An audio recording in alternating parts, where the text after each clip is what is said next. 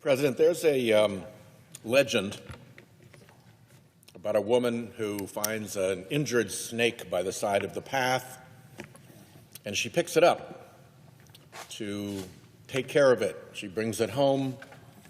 She cares for it. She feeds it. She nurtures it. It heals. She takes it back to put it back into where she found it. And as she does so, it bites her. And as its venom goes through her veins and she's dying, she asks the snake, "Why did you bite me? I cared for you. I fed you. I nurtured you. I saved your life when you were wounded." And the snake said, "It's my nature. You knew that when you saved me." For many of us, to our colleagues, this is a mark my words moment about an individual who will continue to disgrace himself and the rule of law if we put him on the bench. We know that because in 6 short months at the Department of Justice, he has been involved in 3 significant instances of prosecutorial misconduct. Not little technical violations of a rule, but truly grotesque abuse of a prosecutor's powers. Not long ago, my Republican colleagues would have prevented even the nomination of a character like this, somebody with a lawless character for the bench. The mad dash to jam through this nominee, first in the Judiciary Committee and now on the floor of the United States, is a new low for the way this body handles its responsibility to vet these lifetime appointments. Let's go through the prosecutorial misconduct instances. This is a nominee who told a room full of DOJ lawyers that if the courts didn't back off on restricting unlawful deportations, they'd have to tell courts, I won't use the word on the Senate floor, F you. We know he said it. We know he said it because it is abundantly corroborated in real-time communications among the lawyers present who heard him say it. They talk about the FU comment in contemporaneous texts in that very matter. You really don't get, I'm looking at a bunch of lawyers around here, you really don't get better corroboration than that. That's the kind of corroboration that you take to the defense counsel and say, maybe we should think about pleading this case out. Why would colleagues think someone who would tell courts, F you, someone who does not believe a judge's rulings need to be followed, is fit to be a judge? We're also on solid ground concluding that this character lied to us about it in committee. He said he didn't recall. That's a heck of a memory lapse, telling a room full of Department of Justice lawyers that they should be ready to tell courts, F you. Somehow he seemed to know that he would get away with it, that he would not be forced by the majority to actually answer our questions. He also said he never instructed anyone to disobey a court order. Too cute by half. What he said was they should be prepared to violate a court order. And by the way, they did. This is all consistent with his lawless character. He also cooked up an improper deal in a criminal case against the mayor of New York, where they were going to hang a suspended criminal prosecution, well-founded and grounded, over the head of the mayor to assure his cooperation with the Trump immigration agenda in his city. You don't do that as a prosecutor. That is unimaginably bad abuse of that power. We had the corroboration in the first instance. What do we have here? We have his own DOJ colleague calling this effort a quid pro quo, calling it an improper offer of immigration enforcement assistance in exchange for a dismissal of his case. That was the deal, the arrangement that was reached.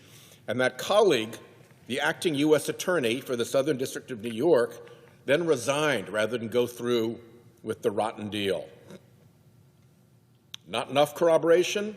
Trump's border czar, Tom Homan, admitted the scheme. He went on Fox News with Mayor Adams and said, I'm quoting here, so excuse some of the language, if he doesn't come through, I'll be back in New York City and we won't be sitting on the couch. I'll be in his office up his butt saying, where the hell is the agreement we came to? End quote. The agreement. The agreement to hold back a prosecution in order to force the mayor to go along with the immigration agenda. Not enough? Okay. This nominee separately tried to confect a fake criminal investigation to allow an improper seizure of funds that Congress had appropriated, obligated, and disbursed to the Greenhouse Gas Reduction Fund. You don't invent fake prosecutions. In this case, his office said, the U.S. Attorney's Office said, there's no there there. We can't sign that pleading. He drove out the criminal chief. The rest of the lawyers also refused to sign. The U.S. Attorney went in himself, all by himself, just a political appointee, no federal prosecutorial experience, no idea what he was doing. The magistrate judge shot him down. Each one of those things is a giant red flag in the Department of Justice, and they all attach to this case. A principle that prosecutors follow is that you must not publicly disparage subjects of your investigation. It is enough that you have the law on your side and the power of prosecution to bring them to justice. You don't throw on a larding of disparagement. Bovey's client in that matter, the EPA administrator, made repeated public statements accusing the fund and its administrators of being corrupt, criminal, engaging in kickbacks, theft, and graft.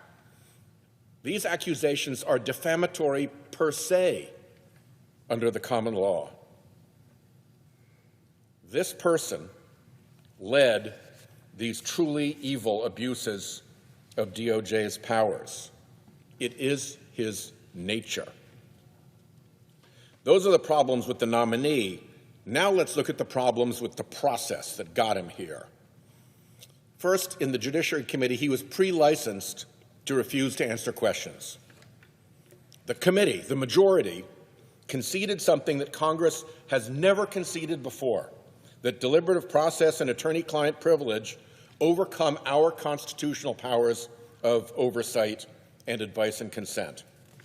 Senator Kennedy and I noted this in our bipartisan report on executive privilege back in 2022. Here's our quote. Congress maintains that all other components of executive privilege, besides presidential communications, which was at issue, that the executive branch recognizes, including deliberative process and attorney-client privilege, are not constitutionally grounded and therefore cannot supervene Congress's oversight authority. To grease Bovey through the committee, they threw all that history out the window. And having made that astounding concession, they then didn't even follow the rules for assertions of these supposed privileges, neither as to their scope, where they apply and don't apply, nor as to what it takes to actually claim them. These privileges need to be asserted, and the witness never actually asserted them. He probably didn't actually assert them because as a lawyer he knows they didn't actually pertain, and he would have been mocked and criticized for asserting those privileges in this circumstance. He knew from the free pass he'd been given not to answer questions that he didn't have to answer, and he didn't have to make the assertions. With his non-answers blessed in advance, he hid behind vague claims of inappropriateness. That is not a privilege. That is not a defense. Attorney-client privilege and deliberative process privilege, even if they pertained here, don't apply to administrative decisions within a department, and deliberative process, indeed any executive privilege, does not apply where the allegation is misconduct. We just went through the 3 instances of prosecutorial misconduct. Again, from my report with Senator Kennedy, quoting the D.C. Circuit here, the privilege disappears altogether when there is any reason to believe government misconduct occurred. The only executive privilege that Congress does recognize also requires proximity to the President. It is not applicable in ordinary agency administration, and the President must invoke it, and he didn't. The Attorney General and the Deputy Attorney General even showed up at the hearing to give committee Republicans the eyeball. The result was a hearing that more resembled a rackets hearing from The Godfather than a nominations hearing for a Circuit Court of Appeals judgeship. One last point. While this mischief is going on in the Judicial Committee and on the Senate floor, something else is going on. This is a 2-ring circus, and the second ring is over at the D.C. Circuit Court of Appeals, where Trump judges Rayo and Katsas, over objection, stopped the court hearing into Bovey's potential contempt in the deportation cases. Obviously there, in court under oath, real answers would be achieved. The administrative stay procedure those Trump judges used usually only lasts days. Justice Barrett recently chided a court for an administrative stay that lasted 2 weeks. These 2 Trump judges have blocked Bovey's contempt hearing for 3 months. If my colleagues keep rubber stamping Trump's lawless nominees, he will just continue lowering the bar, further degrading the judicial system.